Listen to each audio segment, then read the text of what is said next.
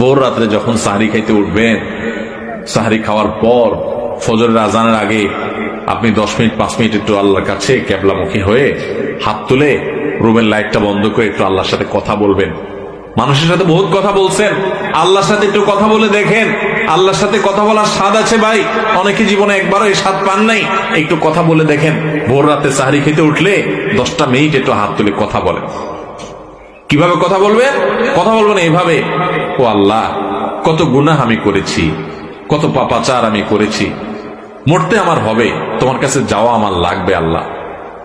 শয়তানের প্ররোচনা করেছি, এই রমজান মাস তুমি কত মানুষকে মাফ করে দাও। নবী করিম সাল্লাল্লাহু আলাইহি ওয়াসাল্লাম বলেছেন, ওয়ালিল্লাহি উতাকাউ মিনান নার ওয়া যালিকা ফি কুল্লি লাইলা।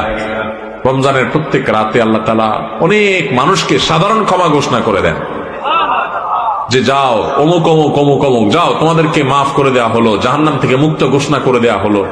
আল্লাহ কত মানুষকে আপনি সাধারণ ক্ষমা করে দিবেন। আল্লাহ আপনার সাধারণ ক্ষমা পাওয়ার জন্য কোনো যোগ্যতার দরকার হয় না, আপনি চাইলে যাকে তাকে মাফ করে দিতে পারেন। দুনিয়ার প্রেসিডেন্ট প্রধানমন্ত্রী চাইলে একটা দেশের যাকে তাকে যা খুশি তা দিয়ে দিতে পারে। তাদের যদি ক্ষমতা, তারা তো মানুষ। আল্লাহ আপনি তো মহান সৃষ্টিকর্তা, আপনি তো চাইলে আমার সব অপরাধগুলো মাফ করে আমাকে ফেরেশতা বানায় ফেলতে পারেন, পারেন না আল্লাহ? তো আল্লাহ আপনি